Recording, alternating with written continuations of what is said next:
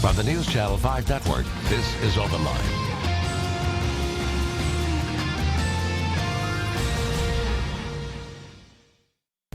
Hello, everyone. Welcome to OpenLine. I am Ben Hall. Tonight, a very interesting discussion. I guarantee it. There are a lot of bills that make their way through the legislature that get a lot of media attention. Tonight, we're going to delve into one of those bills, look at it a little more closely. This is called the Transgender Bathroom Bill. It is a bill that would require students to use bathrooms that match their sex at birth. Naturally, this has gotten a lot of attention. There are people that feel very strongly about this on both sides. Tonight, we have asked both sides to be with us. One side was able to make it. The other will join us at a later date, and I'll do my best to make it as fair as possible. But we are happy to have with us Marissa Richmond with the Tennessee Transgender Political Coalition. Thank you for being here. My pleasure. And you're opposed to this bill? Absolutely. All right, so you heard what I said. Let's just do 101 here. Tell us about the bill. Well, it's only two sentences. I think you described it pretty simply.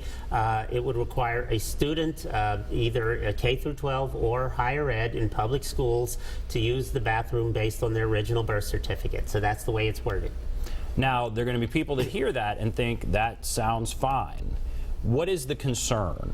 Well, there are multiple concerns. For starters, transgender people are already victims of bullying and harassment and much higher levels than they are nationally. We think that this will increase the bullying and harassment. We think there's a potential cost to Tennessee taxpayers. There's no provision for enforcing. So are we going to ask all of our teachers and our busy staff at all these schools to take time away from all their duties, their current duties, to police all those bathrooms? McGavick High School here in Davidson County has over 3,000 students. There are other schools throughout the state in the 2,000–3,000 range. And after all, higher ed, we're looking at approximately 50 campuses from Northeast State Community College to the University of Memphis. MTSU is obviously the largest school in the state with multiple buildings, multiple bathrooms in those buildings. Are we going to ask professors and staff to police them, or are we going to hire someone? And where's the money going to come from? Tennessee taxpayers going to have to foot the bill. We're seeing lawsuits filed in federal courts all over the country. There have already been 2 successful suits filed by families in Illinois and California. Another one's making its way through federal courts in Virginia. And so there are going to be legal costs to those communities or to the state of Tennessee, regardless. If we see those lawsuits filed, we don't think that the state needs to be engaged in that. There's the potential loss of federal funding because of Title IX. And for that reason, the state's opposed to it. They flagged it. They've said it could cost money, and they're opposed to it. Yes, the Tennessee Department of Education said they're concerned about potential Title IX violations and potential costs. I've seen some estimates, not officially, but some estimates that this could cost as much as $600 million to Tennessee, to the state of Tennessee, in terms of loss of federal funding.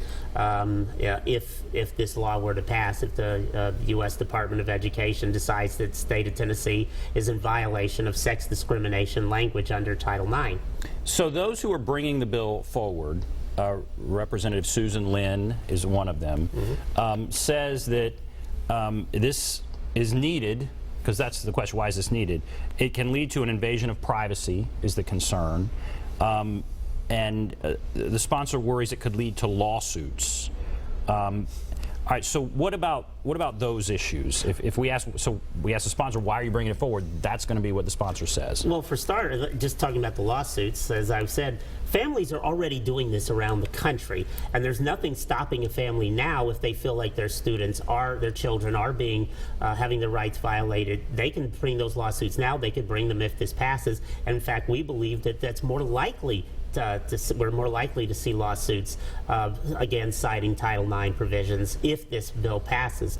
So we actually think this will increase the number of lawsuits against the state of Tennessee and cost the Tennessee taxpayers. On the privacy issue, Think about it. Do you carry your birth certificate when you go use a restroom? I have yet to find a single person anywhere in the state of Tennessee, and I've traveled from one end of the state to the other. Not one person carries a birth certificate. But somebody's going to have to police those bathrooms. And that somebody potentially is violating your Fourth Amendment rights and demanding that you produce documentation in order to go take care of a basic human biological function. So to me, that's the violation of the privacy that would actually take place if this bill passes. How big a problem is this?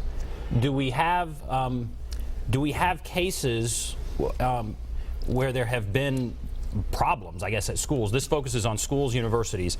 Has this led to conflict? There are several states that have done their own studies looking at bathroom harassment perpetrated by transgender students. About a dozen states have looked at this issue. They have found 0 incidents. However, what we have discovered is that when bathroom harassment takes place, it's the transgender student who is the victim of the harassment 100% of the time. And we are seeing, there was a national survey done of trans people around the country, and the Tennessee respondents said that 91% had been harassed in schools growing up K through 12, and that's higher than the national average, which was like 85% for trans people in other states. So we're already seeing this bullying and harassment. And when I was on Morning Line this morning, we had a person who called in and said this is already happening to trans students, and she said this will actually make things worse, and we believe it will make things worse because it would target those trans students for bullying and harassment from classmates or even somebody just saying, wait a minute, you're not allowed to go in the bathroom with them, there's something wrong with you, or blah, blah, blah. And so we actually believe that it will increase those numbers of incidents, and that's why we've called this a dangerous bill, because we believe it'll lead to more bullying, more harassment, more physical and sexual assaults of trans students, potentially more dropouts at a time when we see the Governor Haslam pushing this drive for 55, and potentially suicides. And that's why the Tennessee Suicide Prevention Network has also targeted this bill for opposition. ACLU also has a couple of interesting points you brought up. Number one, you were on Morning Line this morning. Thank you. So you're on Morning Line this morning, Open Line this evening. So I've been up quite a while. Yes. This bill is before a committee next week. Yes, it was scheduled last week. It got rolled till yesterday. It got rolled again. We sat there for 3.5 hours yesterday, and we got stuck behind another contentious bill. And so it got rolled again till Tuesday afternoon. Sponsors of the bill say the schools can make accommodation according to the bill. And what I think they're taking that to mean is that a school could say, okay, here's a separate bathroom for somebody who identifies as transgender. I think, from what I've read, I think that's what they're saying. When you hear that, what do you think? Well, for starters, the bill would not permit that. It's very specific. It says you must use the bathroom based on gender on your birth certificate. So, for instance, it wouldn't just affect trans people. The Tennessee Disability Coalition is also opposing this bill because many of the bathrooms that are gendered are not accessible to disabled students. So a lot of them use gender-neutral family restrooms in many of these schools. And if this bill were to pass, they would no longer be allowed access to those bathrooms. And that would create potential ADA compliance violations for the state of Tennessee.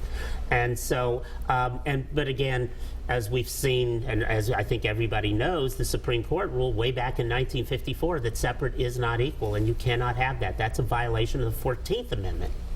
Currently, school districts can come up with their own policy. And many are doing so, and without problems. And well, that's what I was going to ask. Are there problems with a patchwork of policy? Are some treating this issue differently than others in a way that concerns you? Well, we have 140 local education agencies in Tennessee, and only 9 have adopted fully inclusive policies, one of which is Lebanon City Schools in Representative Lynn's own home county. And so obviously the schools are making these policies, they're dealing with these situations as they arise, and we believe that these policies that are being adopted around the state are taking care of the problem, and that the state legislature doesn't need to step in and micromanage facilities in each and every county. Micromanage bathrooms in every Specifically school. Bathrooms, right. So it's up next week. What are your thoughts? You've sat through a couple of committee meetings. It gets rolled. How likely, in your view, is it that this will move forward? We are fighting it very hard. There's a lot of groups. You mentioned the ACLU. I've mentioned a couple others. Also, Tennessee Coalition to End Domestic and Sexual Violence, Advocates for Women's and Kids Equality.